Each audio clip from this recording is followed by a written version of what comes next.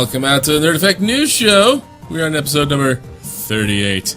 I am one of your hosts, Dustin Vancouver, joined by my buddies, Micah Mogan, Tara Manubai, and Mason Ireland. Yay!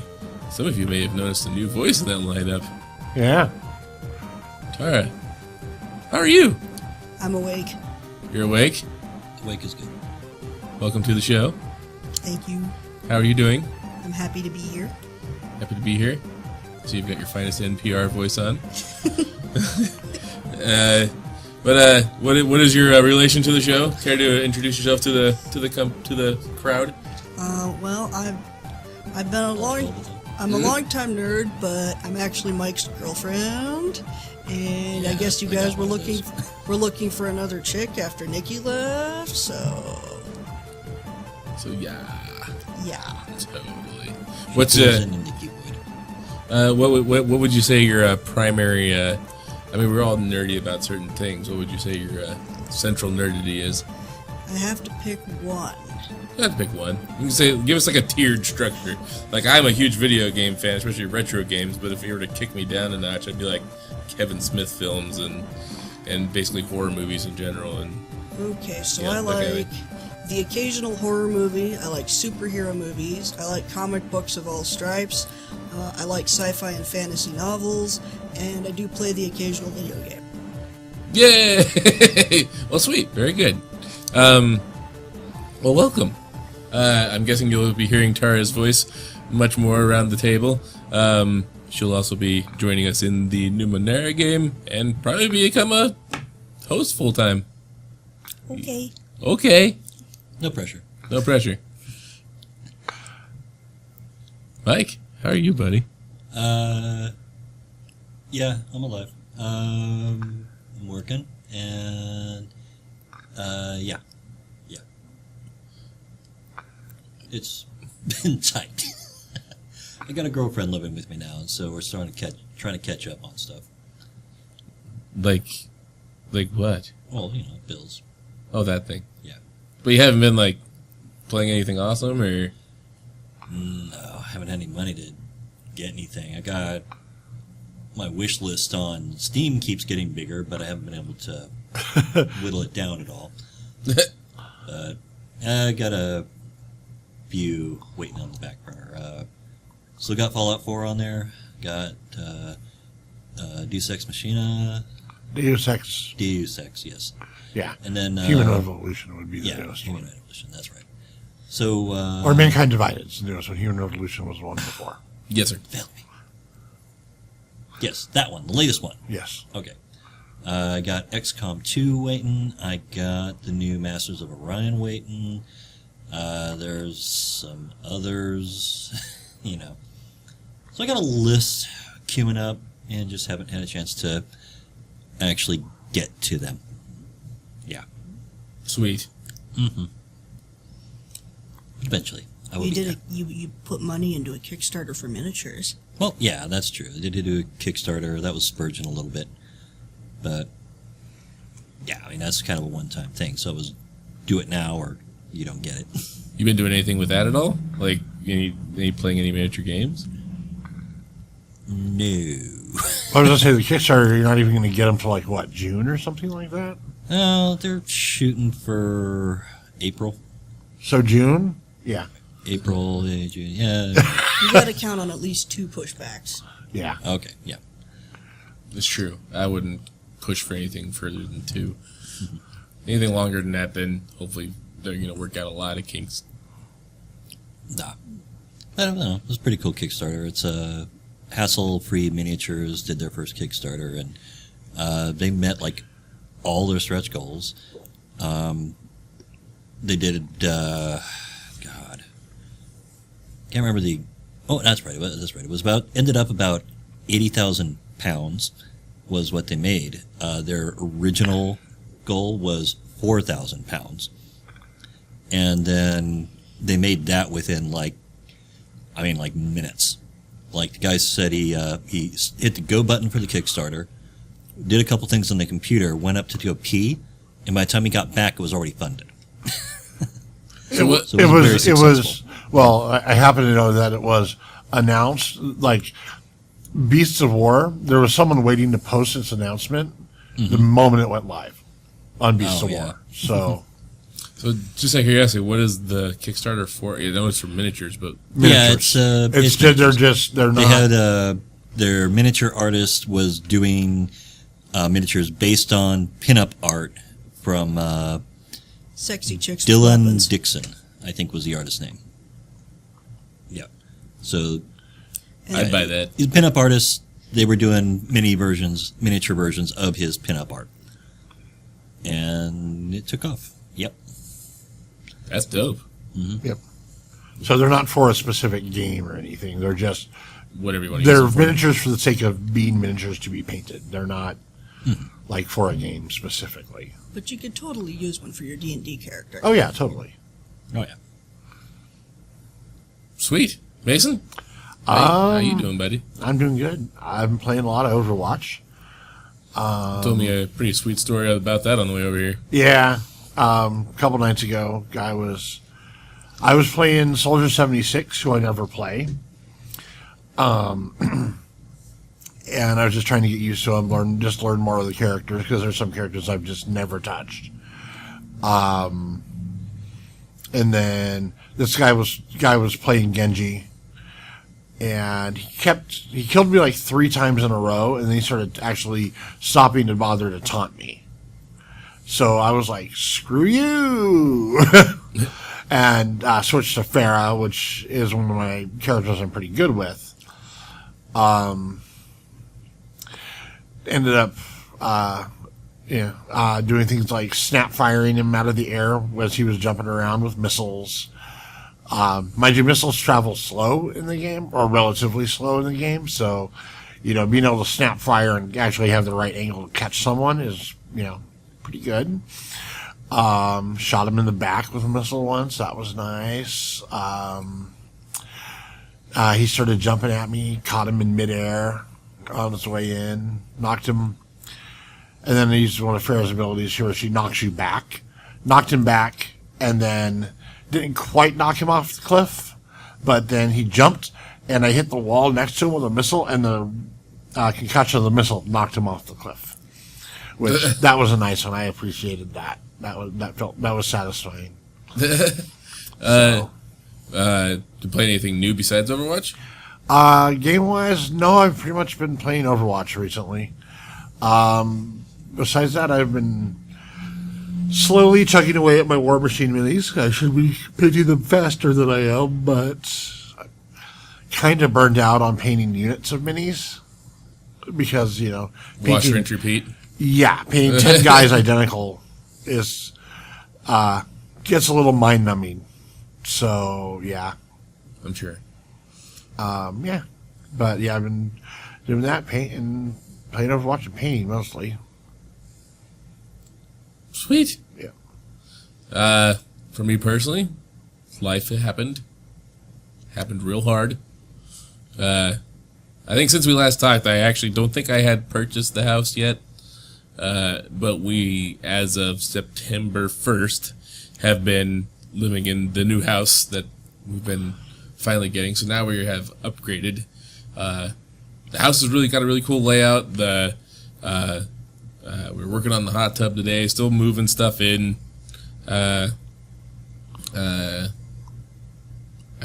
We got the TV mounted up and everything. The not quite surround sound set up, but I did end up buying a pair of Infinity Tower speakers to put on the ends of the thing, so those sound real dope. Oh, I'm sure they do. And I think I'm gonna get some in-wall speakers for the rear surrounds.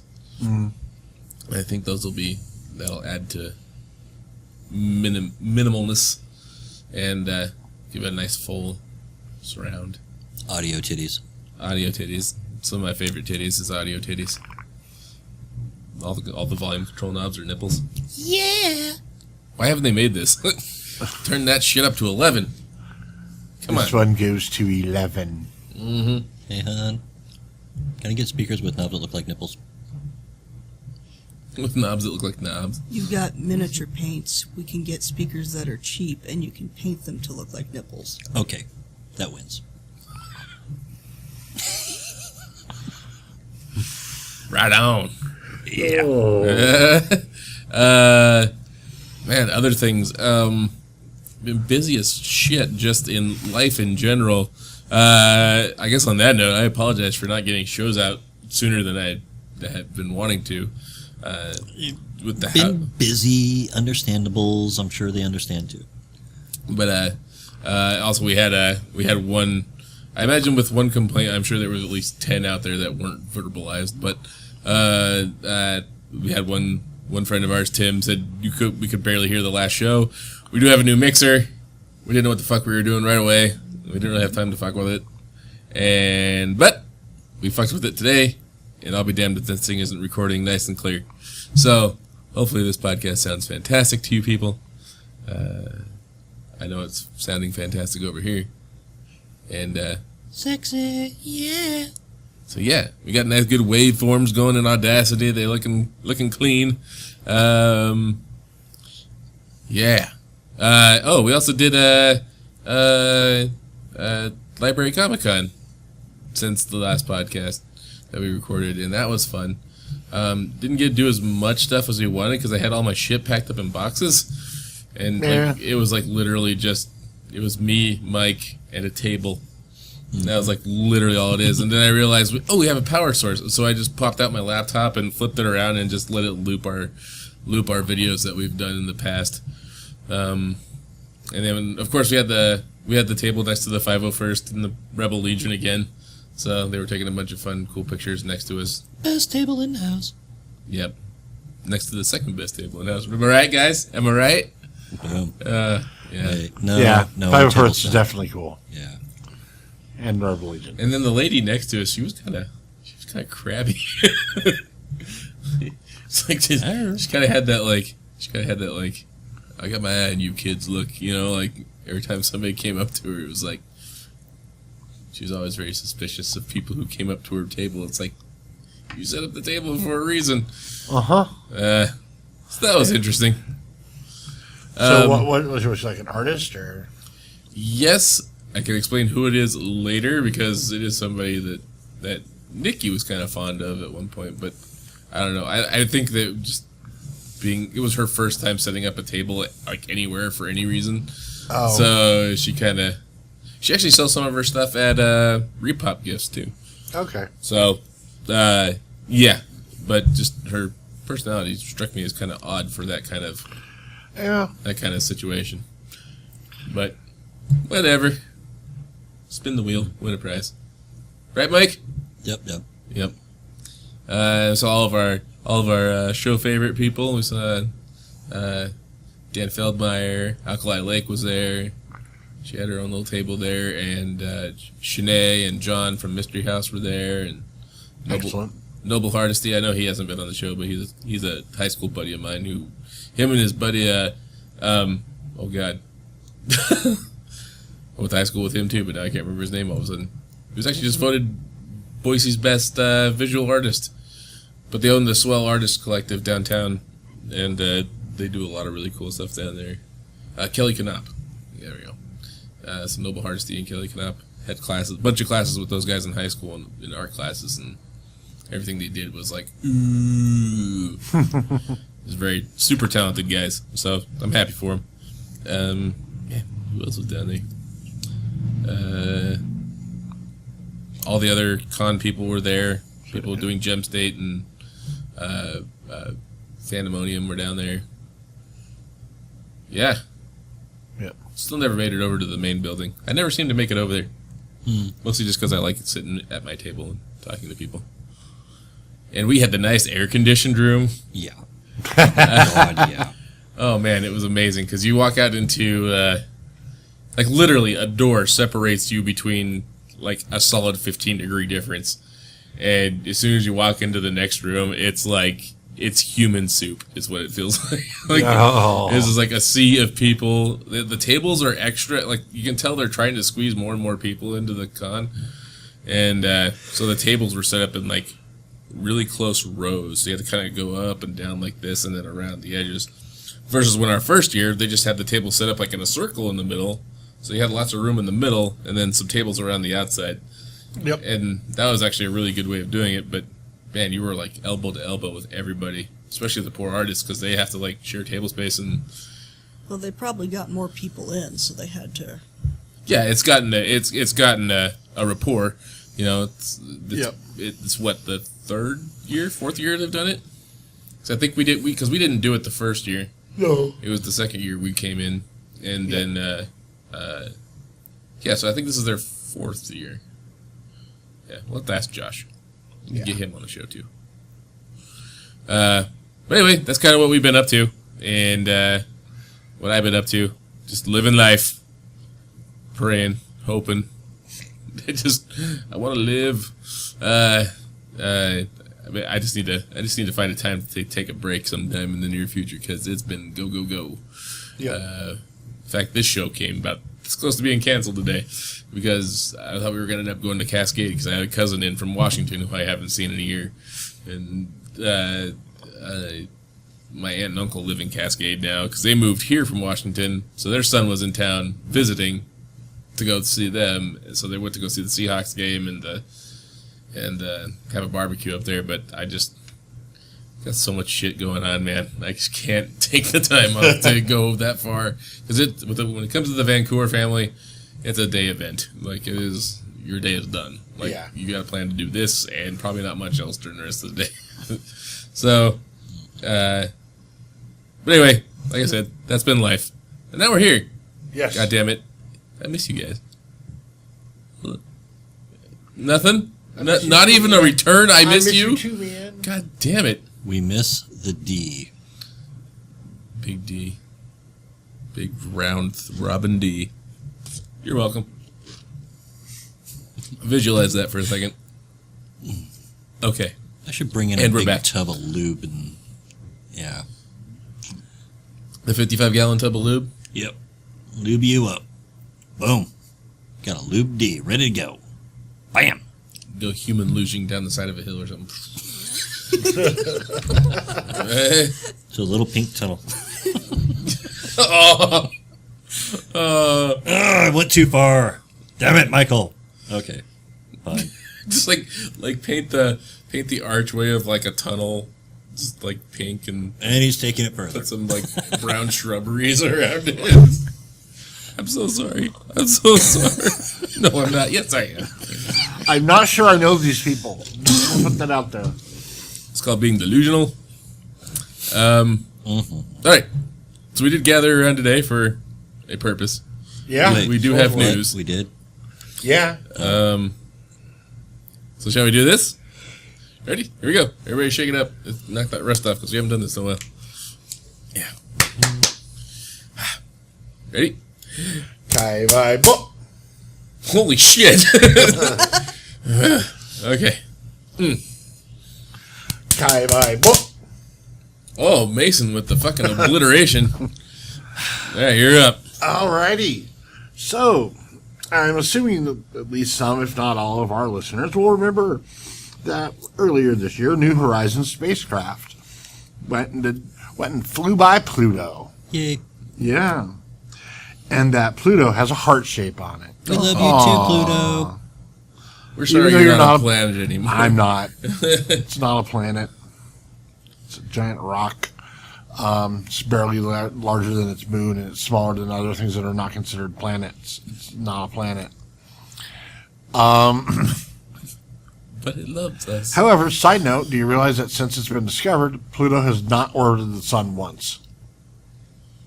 It has not made an entire orbit around the sun yet. Yeah, it's so far out that its orbit is huge. Yep. Way the fuck out there. So, yeah. So, to set up the rest of this, Pluto and Charon are tidally locked to one another. In other words, they always show each other the same side of the planet. Right. So same like our moon. No. Our moon is not tidally locked. But we always see the same side of the moon. No, we don't. Yeah. No. We see the same side of the moon at night, but the whole moon at some point faces the Earth during each day. That doesn't sound That right. doesn't sound right to me either. It is right, though. Just because you can't see it when the sun's out doesn't mean it's not happening. But you can see it sometimes. It's the same Yeah. side facing us. It's always the same side facing the Earth, though. No, it's not. The moon is not tidally locked to the Earth. Otherwise, only one specific part of our planet would see the moon. Oh, I'm with you. Okay. In other words, if you could see the moon in England, you probably couldn't see it in Japan, ever. If anyone That's has any tidally locked. articles that can help out with this, Yeah. feel free to leave So them by in the tidally comments. lock, I was thinking just the same side, but it still moves around the Earth. Right. It doesn't stay in the same location. Right, but the Right, Earth's above the constantly rotating, too. Yeah. So if Yeah, and so is the moon. so if the moon was directly above us all the time, that's tidally locked. That's what he's saying. Yeah, Oh, I got you. Okay. right. Okay. Now we're on the same page. Gotcha. Right. So, yes. So, they are, they found, and then they were curious starting out as to why, the heart shape specifically faces Charon. Because the western, the more identifiable half of the heart shape was made by an impact of some type. So the planet there would have been essentially less dense because it was missing part of it. And the other, like the soil and stuff that was still there would have been looser. So they were looking for reasons. And then we know from the flyby that the heart is covered for the most part in nitrogen ice. Which would add some of the weight back, but it still wouldn't have made it equal to zero. It would have had a negative specific gravity. So, and when being tidally locked, they pulled until their highest density points were facing each other for Charon and Pluto. So they've gone back and they've looked at it more and done a whole bunch of really complex analysis. Geologists are doing this, by the way. They figured out that it is very likely that there is a liquid ocean of some size. They're really kind of not sure on the size underneath Pluto's crust. So what happened was the impact hit, shattered the crust in the area to some extent, weakening it, and caused a bulge in the ocean to come up in that area. Because water is very dense. And they also are pretty sure that the water on Pluto is about as salinated as the Dead Sea. This is liquid H2O. Liquid water, yeah. Okay. Liquid salt water, to be specific. Like really strong salt water. Okay. In their estimate, they said it could be anywhere from no water, because hypothetically they could still be completely wrong about this, or up to 200 kilometers deep. So, yeah.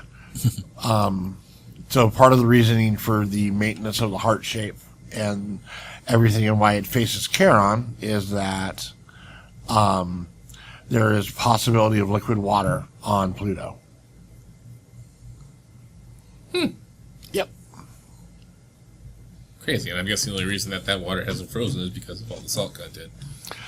And it's moving, and Pluto's core isn't dead, I don't think. So Pluto still has a liquid metal core, like the Earth does, just not as anywhere near as big. Gotcha. Sweet. Hey, Pluto. Yay, Pluto. We heart you. Still coming up with more science. Yay. Yay. Oh, on a side note, we did the, damn it. Let's see, the Rosetta and, The Rosetta landed. yeah. So they crashed it into, Yeah. the comet. And I think that was just actually a couple days ago. Yeah. Yeah. I haven't had a chance to actually look at any footage on that, though.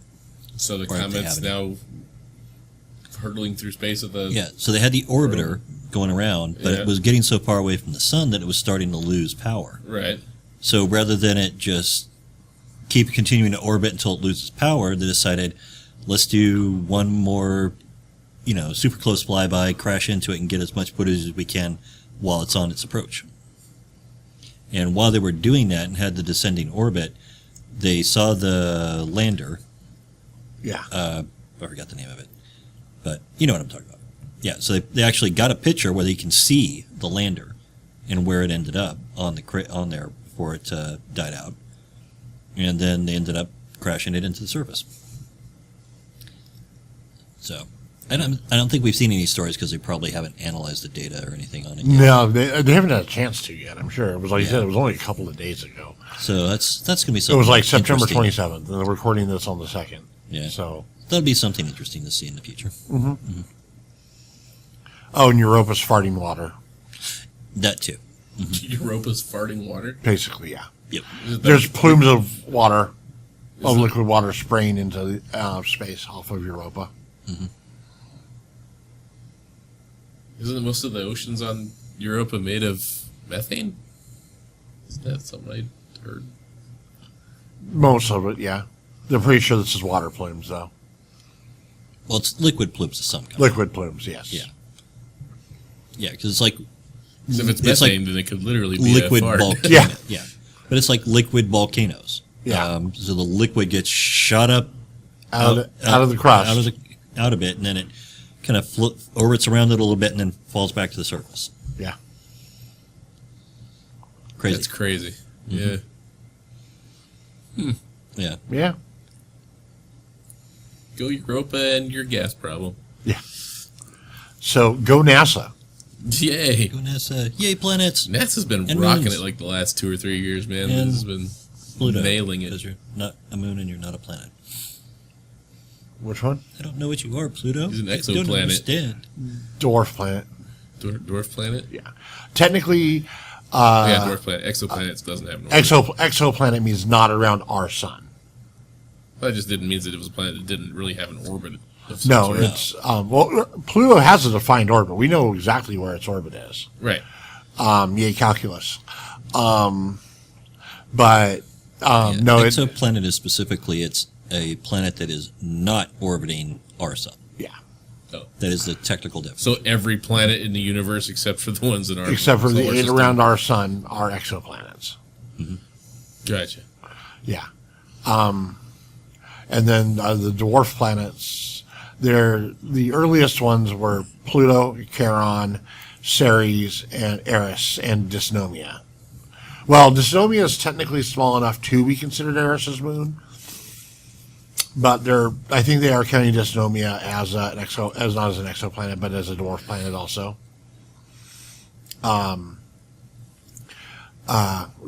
Also known as large Kuiper Belt objects, with the exception of Ceres, because Ceres is in the asteroid belt. You fucking nerd. What's this show called? Oh yeah, that's right.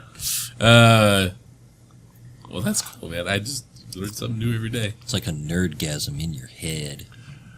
No Nerdgasms. It's copyrighted by Barnacles. Wait, what? Nerdgasms? Barnacles is Nerdgasm. It's in the YouTube channel. That's copyrighted? I don't know if he has it copyrighted or not. I'm Oh. just messing around. But no, it's the name of it. It's the name of a YouTube channel, which I do suggest. He does a lot of fun shit. One of his videos. The video itself, admittedly, gets kind of boring because of what he's doing, but it's also one of the most awesome videos on the internet because of what he did. So you know those Indian scammers who are trying to get you to, basically forfeit your PC to them? Mm-hmm. Well, he, Barnacles happened to happened to work at Microsoft as a programmer for 15 years. So he knows a little bit about Windows. Just A little saying. bit. Yeah. So he kept the scammer on. He told the scammer, "Call me back in like 10 minutes or 20 minutes. I have to finish doing something, but this is important." So the scammer actually called him back. Okay. What he did between when he hung up with the scammer the first time and when the scammer called him back was he set up a completely clean virtual machine on one of his PCs. Oh my god, this sounds great.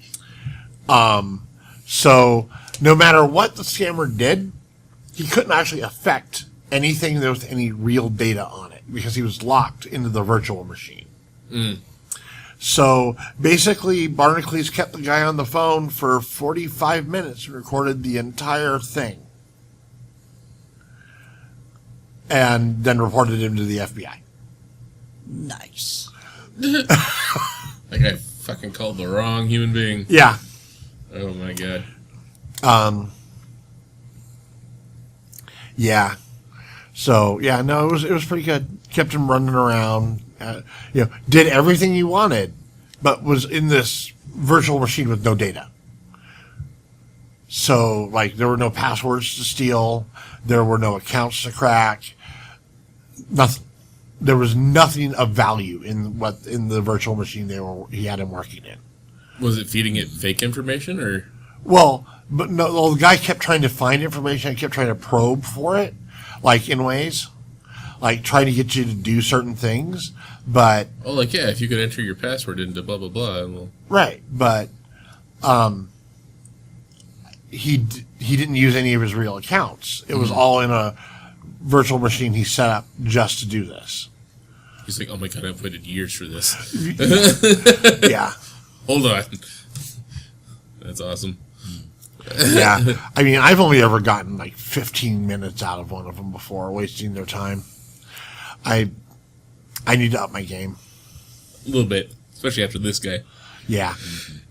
But yeah, he does but yeah, Barnacules does all kinds of cool stuff. He also does like 3D prints and stuff. Does a lot with 3D printing.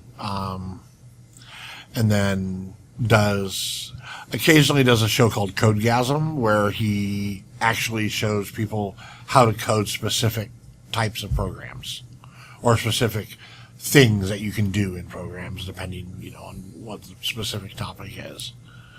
So Sounds like it could come in handy. yeah, no, his shows are really cool. Yeah, Very cool. and he likes rally racing, so I also like that. It is kind of entertaining to watch. Yeah, but yeah. So anyway, on to Dustin's news. Once again, I'll reiterate, I enjoy local news. When something local happens in Boise or Idaho and makes me happy, then it's a good day. I'd like to, this comes from the Idaho Statesman, and the title of this article is Boise Mayor Grants Boy's Wish for a Gamer's Day. I'm just going to go ahead and read it. It says, many kids dream of a holiday or any day really dedicated to nothing but video games. Yes.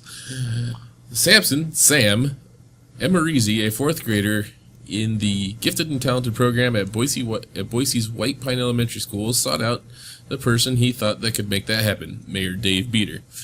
He came home from school one day and told us they had written a letter to the mayor. Sam's mother, Jenny Emerizi, recalled Monday.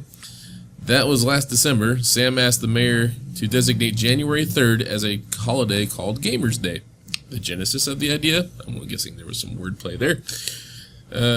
Hopefully, I hope so. Since I was, and still am, really obsessed with video games, I thought, hey, why don't I make a day about video games, Sam said. Kid's 9 years old. yeah. Then I can play video games all day long and drink soda and eat pizza. Oh, he's taking it to the nth level. Kind of like the ultimate right there. Yep. The mayor was unable to create a holiday, but he was willing to issue a proclamation, said Mike Journey, the mayor's spokesman. Beater issues on average about one proclamation a week, and it's often tied to some national effort. The mayor's office didn't receive Sam's letter in time for the January 3rd proclamation. They encouraged him to contact the mayor again at a later date. Video games have become very popular recently. Recently?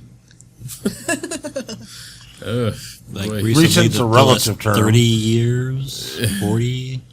Well, pretty much ever since the Atari 2600 came out, and that was like 1979? 79. 79, yeah. So, 35 years-ish? Almost 40? Yeah. Just recently. Pretty though. recent. Pretty yeah. recent, yeah. In geological time. Yeah. Video games have become very popular recently, and I am sure many Boise residents would appreciate your suggestion for a Gamers Day, especially since it involves pizza, says the letter, which is dated March 30th. That coming from the mayor's office. The 8-year-old sent the mayor a second letter in mid-May. In it, he said, "I am moving my holiday Gamers Day to my birthday, August 30th. I hope you will have fun with the Gamers Day." Eager for a response, he also tracked down the mayor at a YMCA event in June to hand-deliver a copy of the second letter. He admits he was nervous talking to Beater face-to-face. "I was like, holy crap, I'm actually talking to the freaking mayor of Boise," Sam said. He can't remember what he said, but he thought the mayor was really nice. The mayor's proclamation says, "Gamers Day, Tuesday, August 30th, can showcase the use of technology in multiple ways that are fun, active, and can be used to gain knowledge, sharpen motor skills and reaction time, and connect with others react with others or as self-care in spending time alone." It notes games such as Pokemon Go, Xbox Connect, and Wii actually promote physical activity, one of the positive benefits of gaming. Sam's favorite game is Minecraft, a game in which players create their own worlds with virtual building blocks like virtual Lego. God, they're... Anyway, he's also... But there's also virtual Legos. He's Like also, Mike? He's also an avid Pokemon Go player, already at level 19 as part of Team Instinct.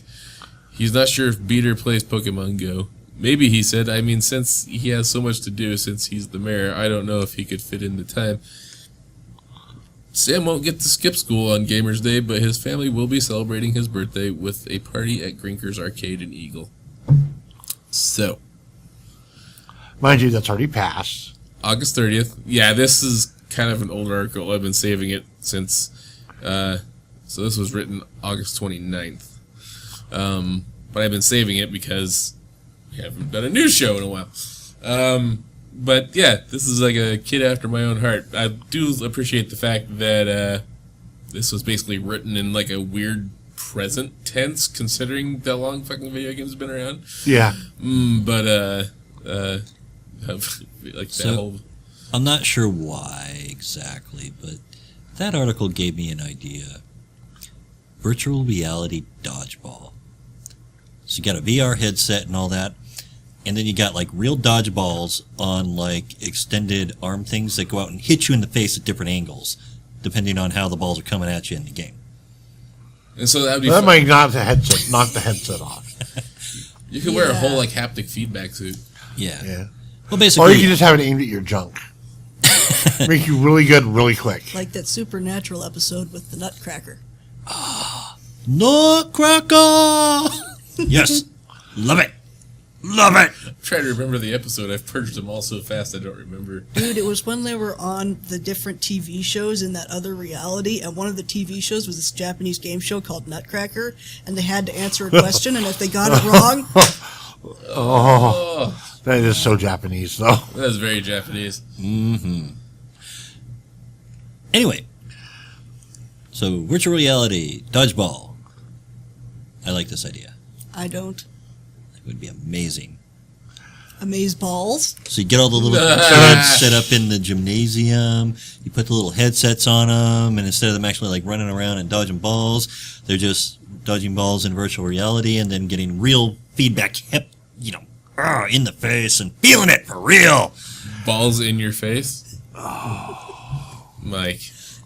Hey, I have some very, very fond memories of dodgeball when I was Balls in in your school. face. And it pisses me off that these little shits nowadays don't have to go through that ordeal. Fuck them. Hey, I remember having my cheek bleeding because I got hit in the face with a dodgeball and my zip blew open. Ow. Yeah. It's funny. Fuck them. Fuck those little shits. Get out there and take a ball in the face, you little shit. Grr. Get off my lawn. Yeah, damn, right? Get off my All lawn. right, I'm good. Let's go. Okay. Fucking whippersnappers. Oh, hey, it's my turn, isn't it? Yeah. Right. Yeah. I guess Have I at should you. do that. Okay, so the science world is freaking out over this 25-year-old's answer to antibiotic resistance. So, the problem. Superbugs. So, bacterias and things that are becoming resistant to antibiotics. MRSA being one of the favorites. In tuberculosis. Or at least in Russia, tuberculosis. Yeah, tuberculosis. Let's see. Oh, yeah, this article did have some numbers. So, antibiotic resistance bacteria already killed around 700,000 people each year, but a recent study suggests that the number could rise to around 10 million by 2050. So, yeah, lots of people dead because these bacteria are resistant to antibiotics. So, Like super assholes. 25-year-old PhD student at the University of Melbourne in Australia. Let's see. Her name was Shu Lam. Okay. So she has developed a star-shaped polymer that can kill 6 different superbug strains without antibiotics, simply by ripping apart their cell walls. Yep. That's the fucking most medical thing I've ever heard in my life. I know, it's amazing. Okay, so basically what it is they have this star-shaped polymer. They call it a SNAP, for structurally nano-engineered antimicrobial peptide polymers. So, basically, instead of antibiotics, you're putting tiny little death wheels inside your body.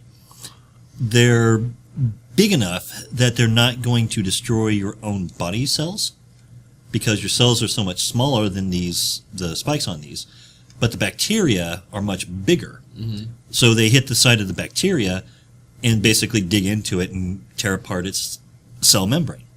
Like rototilling your yard. Yeah. You got a cool little picture here of it too. It's got like 2 bacteria and all these little green tiny little things just digging into it and ripping it apart. Yeah. So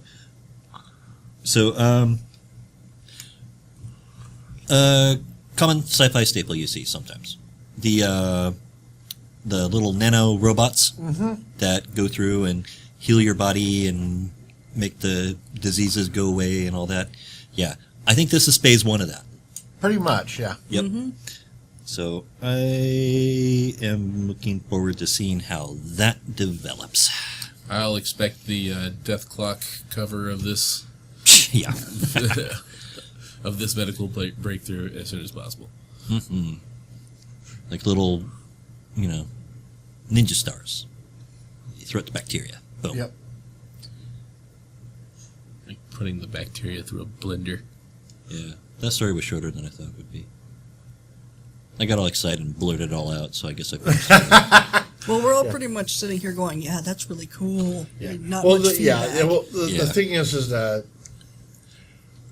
we have to develop alternatives to antibiotics. For 2 reasons. One, some of these superbugs already exist, and they're generally of nastier things like MRSA or tuberculosis.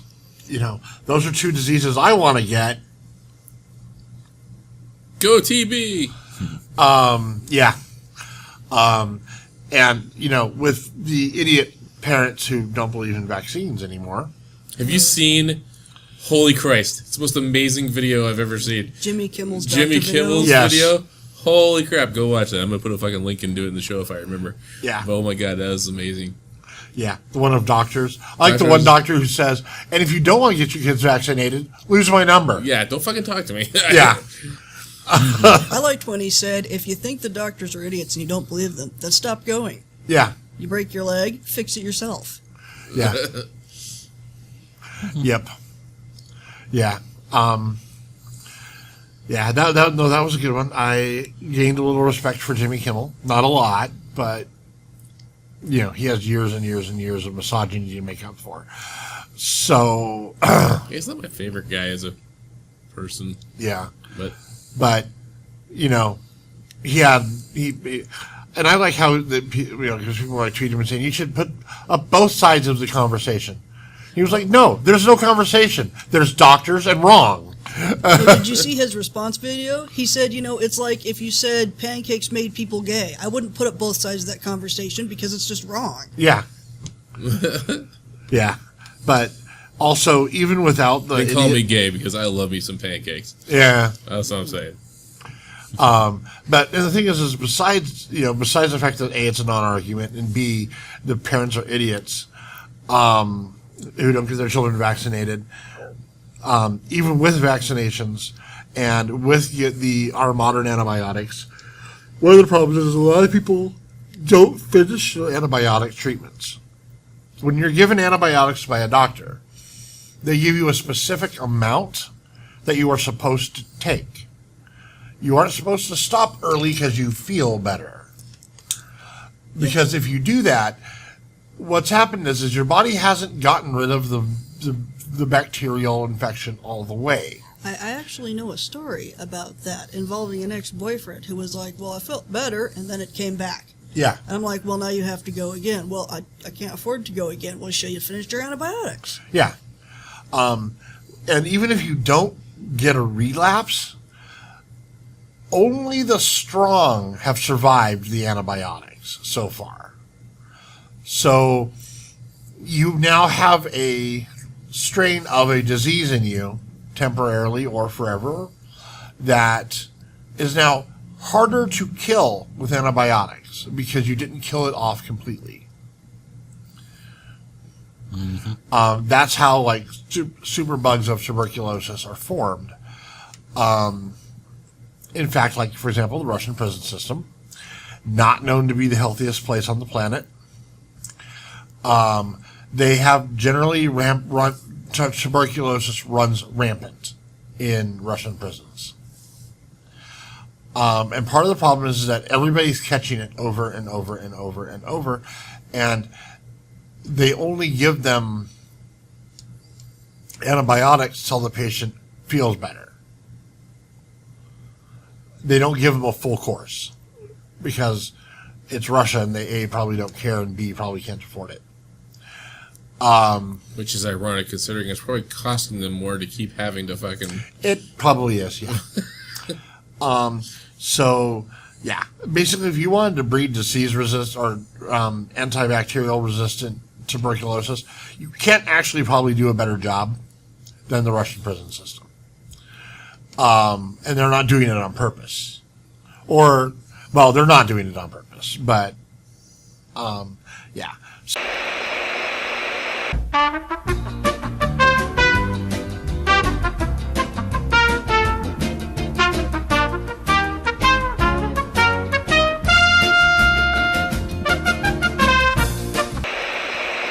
Oh, hi! It's me, Dustin. You're probably all wondering what the fuck just happened. I'll tell you what fucking happened. Actually, you know what? Mike, you tell him what happened. Fuck Windows! Fuck. So, Microsoft in their infinite glory decided to run an update mid-recording podcast.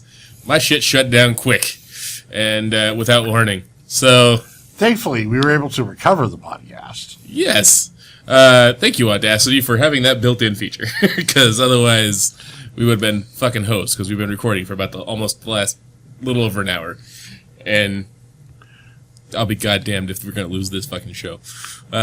So, last we checked, I believe, before the technical difficulty music that you probably just heard before this, we were talking about Russian prisons and tuberculosis. All happy thoughts, right? All happy thoughts. Yeah.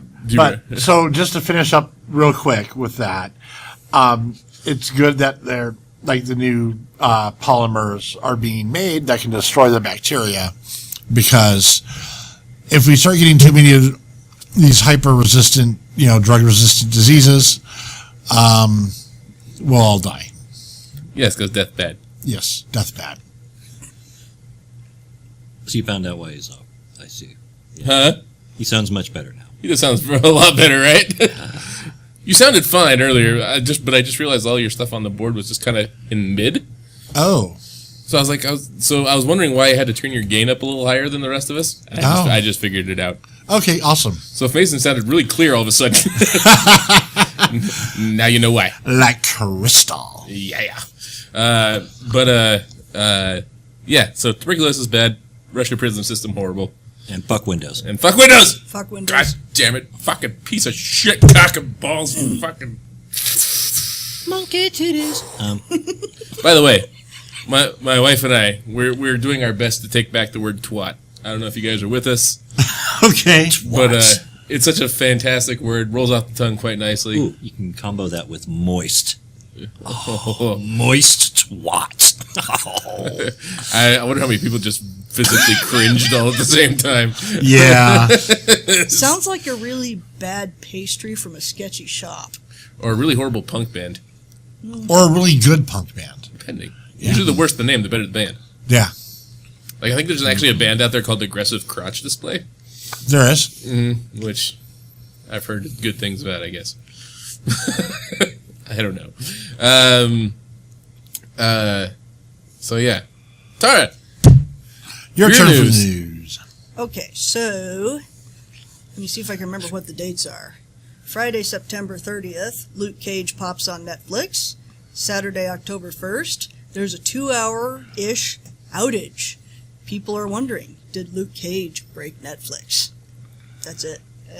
That's all I got. There's some more stuff about, like, people going on Twitter and joking about it and everything, but that's... I have to admit, I really hope a show did do that. Mm-hmm. Like, especially one in the, superhero genre. Could, just to show that, yeah, there's enough people out there who really do like this. Well, me and Mike saw the first episode, and little slow and smooth going, but when you get to the fight scene at the end, trust me, keep watching. It's worth it. From what I understand, I've seen one solid review from a friend on Facebook, and it was basically like what Luke Cage got right is that he plays basically a hero of the streets. Like he's not of a mythos of some sort. He's not like some super nationally well-known superhero, but he's a hero of like basically his neighborhood. Like people know who he is. He's a hero of he's a Hell's huge- Kitchen or whatever. Yeah, I can't remember what his neighborhood is. Harlem. But Harlem? Okay. Yeah, so he's just a hero. Like nobody knows really who he is. He's just a guy. Like he doesn't want this. He was just kind of burdened with this power, but he uses it to basically help right the wrongs in his neighborhood, which is pretty awesome. Mm-hmm. Yes, he first premiered on Jessica Jones. If you haven't seen that, I recommend it because I enjoyed Jessica Jones. Also a good show. So I'm still in Daredevil. I haven't seen the second season of Daredevil yet. I haven't finished the first season of Daredevil I yet. can't finish the second season because they popped the Punisher and he was so great, and then they popped whoever the other guest person was, Elektra, and the Elektra storyline was done so poorly that it left such a bad taste in my mouth that I couldn't finish the season. Yeah. I'll still watch it. I finished it. I had some issues with the last episode they did. Because it was like they had this theme throughout, and this had this theme throughout. And then at the end, it's just all of a sudden the theme that they've been going throughout just kind of all of a sudden just kind of fell away. It's kind of like, what? I think the cool thing about the Netflix series is that they're choosing. It seems like the more I've watched them, the more I've realized that they're choosing characters in the Marvel universe that are just people. Like they're not really. I mean, Jessica Jones and Luke Cage could be argued because they both have superpowers, but they're not like Superman or Batman who are like fucking out there fighting In DC. crime all over the world in the entire you know what I mean. Sorry, I just Or had to- Captain America or Thor, they're Right. not out there fighting, worldwide intergalactic fucking alien races and shit. They're just Yeah. like focused basically where they're located. They're not really trying to try and make an international impact.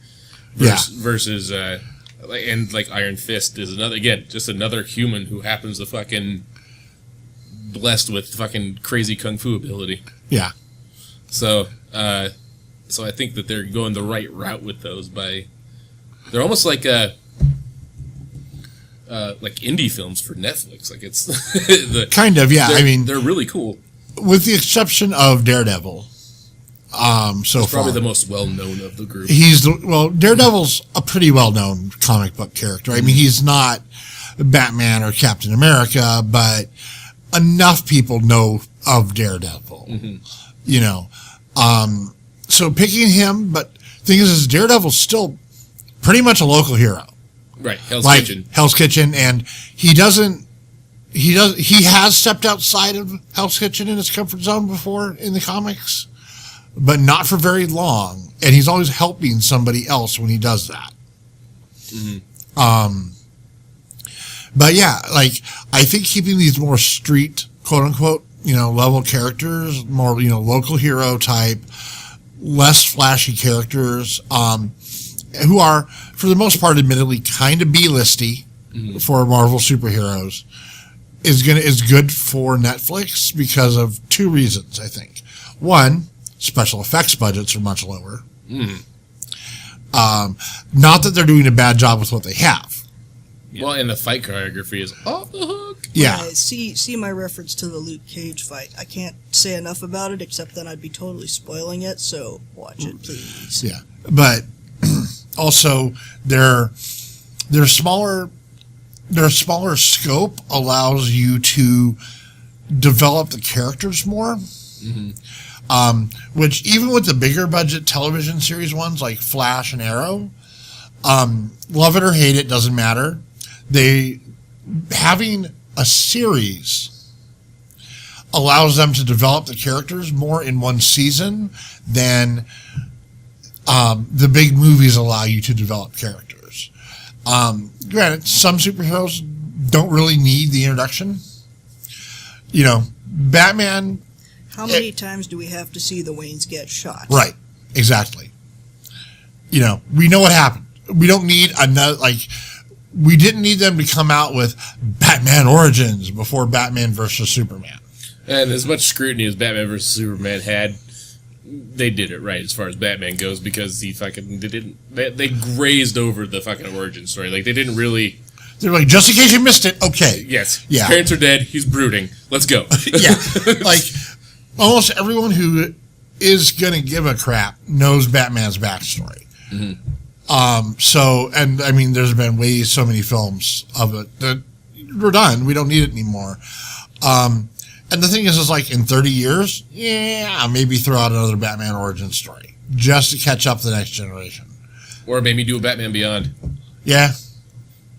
But you have Or a Nightwing movie. Or Nightwing would be awesome. I actually really like when Dick Grayson moved on to become Nightwing. I used to have the comic book that it happened in. One, a character actually kind of sort of aged in a comic book. Yeah. Two, it needed to happen. And the story was damn cool. Yes, it it happened was. when he was in the Teen Titans, and I could go on about this for hours, so now I'll shut up. But it needed to happen. There needed to be the advancement, and I don't think that rehashing Superman or Batman's backstory needs to be done again.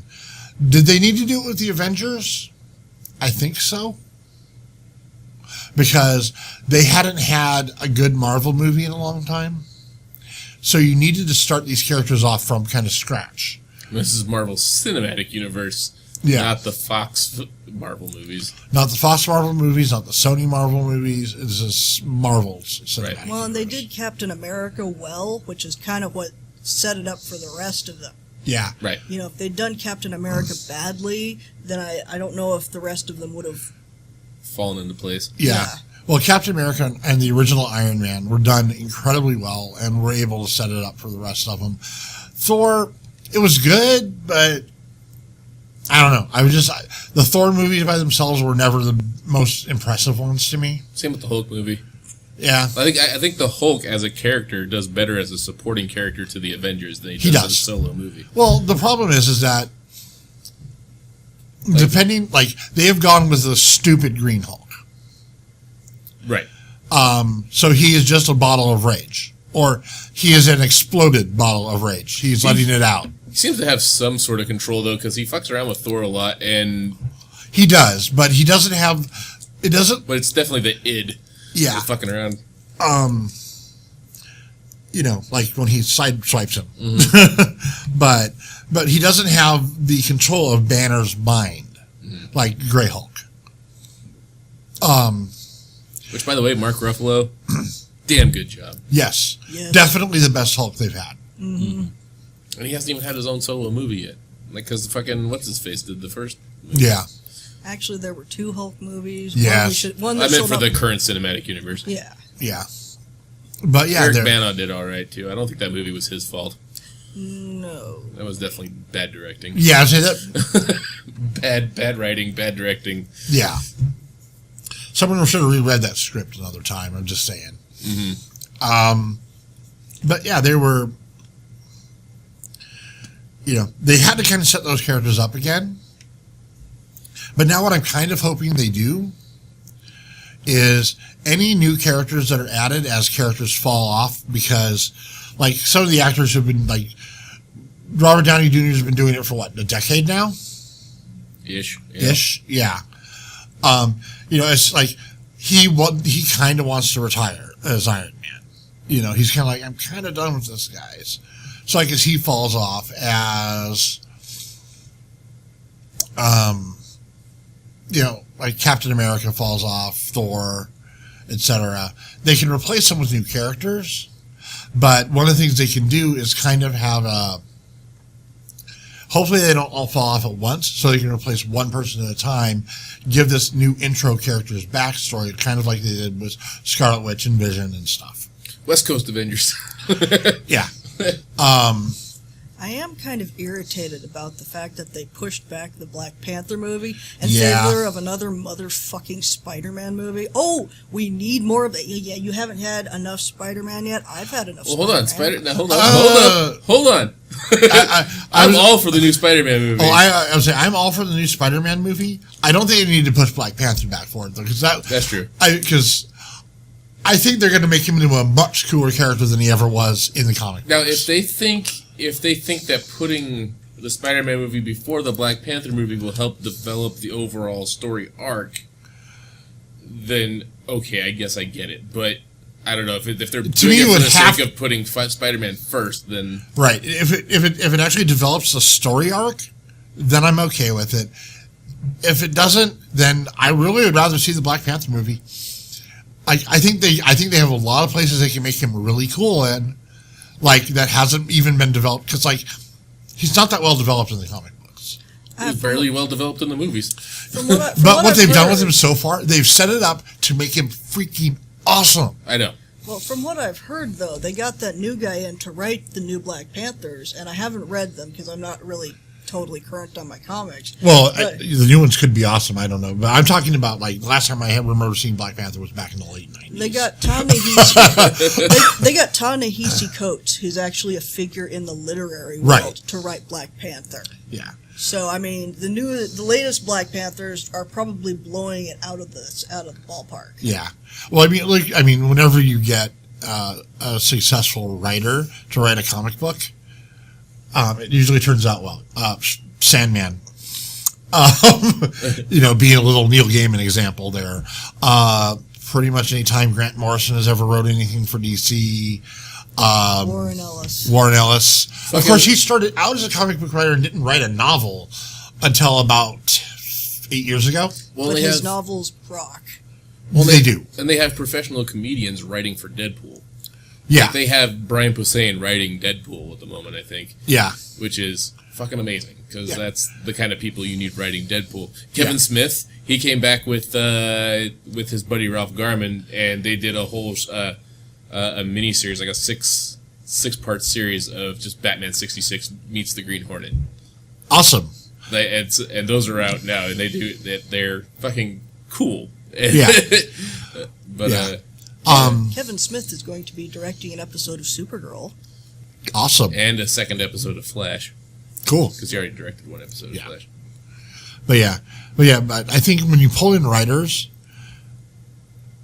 and like give them the latitude they need, because that's one of the things is that like Grant Morrison and Warren Ellis kind of were. They said write us a comic book, and they went okay and did their own thing. If you've ever read Doom Patrol, you know what their own thing means from Warren Ellis. Grant Morrison. Grant Morrison, sorry, yeah. Metropolitan is Warren Ellis. You need to read Transmet, yeah. Also, again, you need to read that. Sorry, thanks you for clarifying. I got them backwards in my head there. But yeah. Oh man, I can't remember the name of it now. Warren Ellis did an online comic. Something Angels. Freak Angels. Freak Angels, yes. I was getting ready to Google it. He actually described that as the Midwich, as a sequel to the Midwich Cuckoos, Yeah. But which was Village of the Damned in America. yeah, but Freak Angels, if you haven't, I'm sure it's still up. If it's not, I'm sorry, but I think they made physical copies of the book you can go find. Yes, check your local library. But it was simply amazing, and but when you give these writers the latitude to go and do their thing, and allow them to change things, like well-known story, but like when DC came to Neil Gaiman to write Sandman, they didn't want him to write what he wrote. They wanted him to take over and write a new story for the Golden Age Sandman, who was the detective with the gas mask and the gas gun, which he could have done a great job at, I'm sure. But he went, I got an idea. Yeah, and they let And then him he run actually crosses over into Golden Age Sandman, because evidently the Golden Age Sandman is inspired to do his shtick by Morpheus. What happens to Morpheus? Yes. If you remember the first book, Morpheus gets captured, and it's the lack of him in the world that produces. Yeah. Yeah. Anyway, we've gone So- a little far afield. Yeah. That's just the show. Yeah. But anyway. That's just Sunday. Yeah. But yeah. So you have, and then, he came up with these 7 amazing characters. Not more. But Oh, there were amazing characters all over the place. Just Yes. falling out of his butt. it's Neil Gaiman. I mean, it's what he does. But, he came up with the Endless.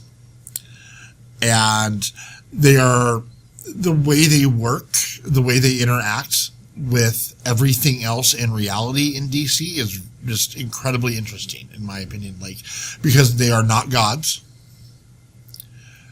They are there. What they are part of will happen whether they are part of its activity or not, but they are embodiments of things. But them being non-present causes effects also, because like Destruction quit. He was like, I'm tired of blowing shit up, basically. Destruction went on without him, but he still was in our reality, or the reality of the comics. But when Sandman was captured and taken out of reality, bad shit happened. People still dreamed, but other bad shit about dreams started happening. And then he got back and went through a lot, admittedly, to correct Destruction things. Left his job, but Yeah. Morpheus was actually physically and Right. like physically, mentally, spiritually cut off. In that Exactly, bubble, that's what I so- mean. Yeah. Whereas Destruction wasn't cut off; he just quit. So Destruction still happened the way it should. And like Desire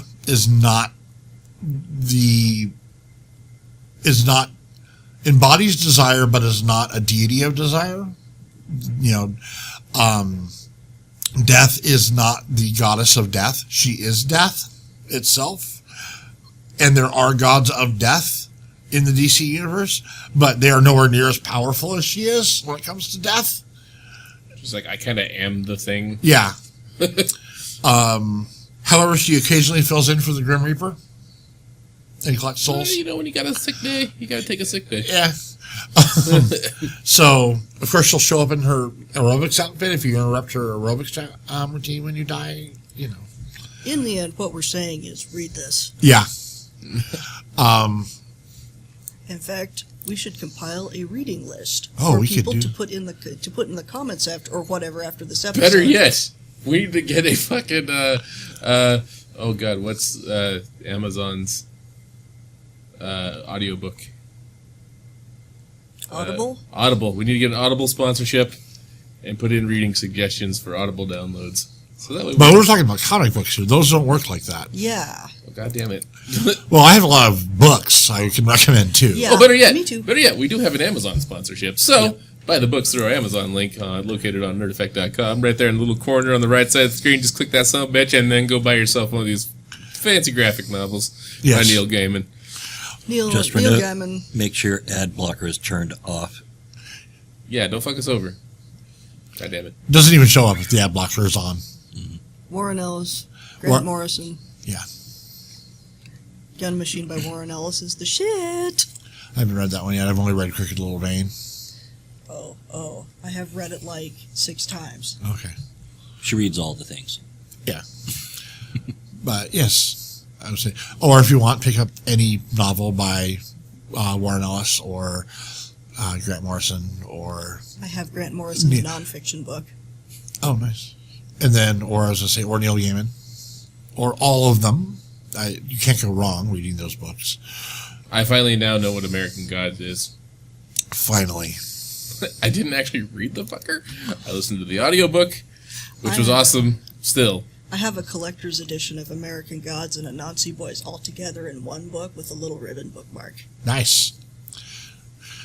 So, yeah, and I have to say I am looking forward to the American Gods television series because it is not on basic television, so they can get away with doing shit. Is it on Showtime or Stars? Stars, I think. Stars? Okay. But, Nonetheless, it's going to be dope. yeah. The guy they got playing fucking Shadow looks way Yeah. cool. Like, he fits the character. He's kind of like this nondescript, dark-skinned guy, Yeah, which kind of fits the character. yeah. And they got the dude, I can't ever remember his name, Neil McShane? Ian McShane? Ian McShane, doesn't he play Wednesday? I don't know. I could. But the guy they got playing the Leprechaun looks like the Leprechaun. Yes, yeah. Yeah, nailed that. It's kind of hard. I think he's a pale Irish redheaded guy. You'd be surprised how easy it is to actually screw that up, even when you have a pale Irish redheaded guy. Basically, Like, there's certain like. they just need to hire Sheamus from the WWE, and you're good to go. Who, by the way, plays Rocksteady in the Ninja Turtles movie. If we're gonna go off on tangents about the WWE, we should talk about Austin Creed and Hot Pepper Gaming. Just go to YouTube and search. Oh yeah, Austin Creed's awesome. He's awesome. Xavier Woods, for those who are in the wrestling.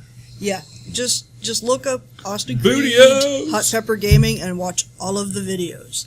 Funny as fuck. He's got Mega Ran on a couple of his shows, if I'm not mistaken, who we've interviewed on this show. Mega Ran, awesome dude. Dude is a saint. Yes. So Mason's still looking. Yeah. Let's sing the Mason searching song. Mason searching, Mason searching. Yeah, okay, we'll stop that. That one's dead before it started. Yeah, I'm it sorry. Let's see if I am so sorry. There's the IMDb. If we're for it. gonna keep I would say, yeah, IMDb was ass on the mobile site. I'm just going to put that out there. if we're gonna keep rambling about crap, Who are you looking for? The Leprechaun? Mad Sweeney? Mad Sweeney. Yeah. Pablo Schreiber is the guy's name. Yeah, Ian McShane is Mr. Yeah, Wednesday. Mr. Yeah. Wednesday, yeah, there it is. Yeah. Yeah, that dude's fucking. That dude, he will make a great Wednesday. Yeah. I love the fact that Dane Cook's in it for like 5 seconds. He plays the ex-boyfriend that shows up in the flashback. Oh, yeah. Robbie. Yeah.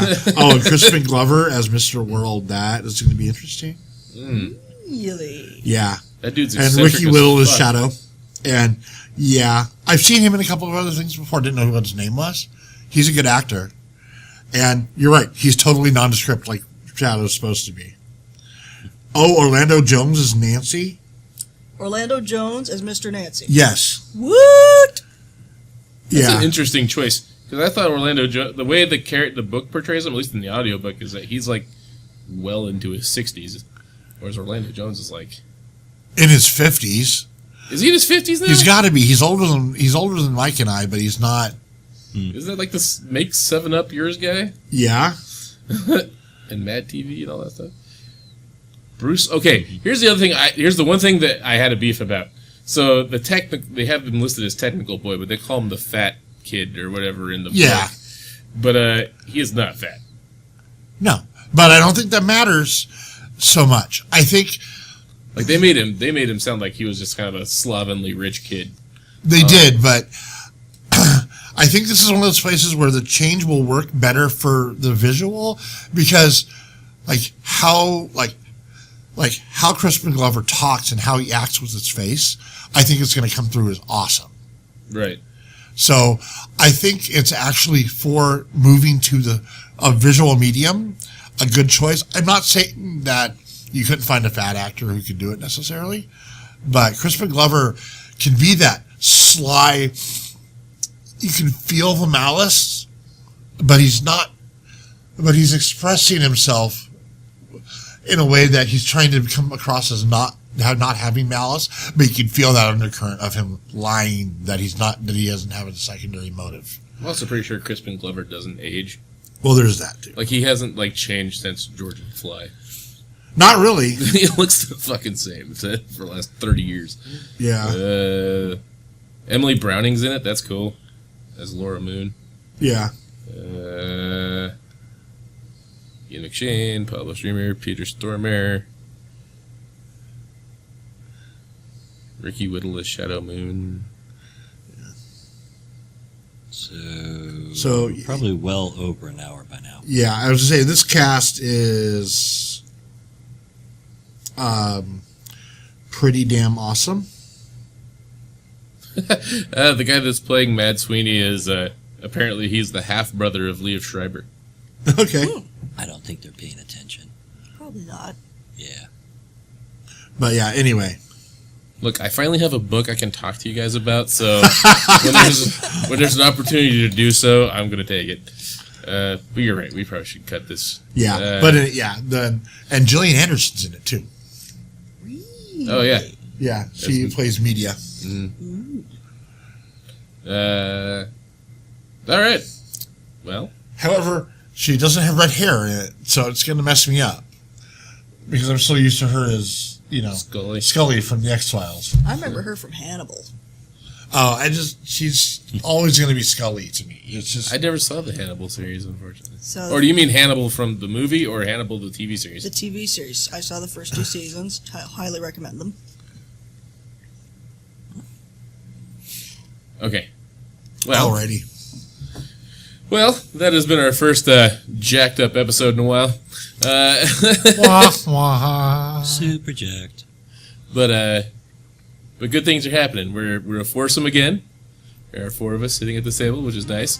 But the cool thing is we also got 4 other microphone spots. Yeah. So if you ever need to have guests or, I don't know, who knows, maybe fill a 5th spot. I don't know. We'll Tryouts next year. We'll drag Just people kidding. off the streets at some point. Yeah. It'll be fun. We're pulling... Why am I here? Look, just tell us how you feel about the newest Avengers movie, all right? It's great. Now get the fuck out! Okay, well. Again, it's good to be back in the saddle, even though it was slightly broken.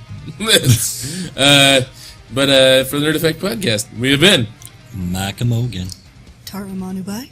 Mason Island. And I am Dustin Vancouver, and we'll catch you guys on the flip side. Fuck Windows.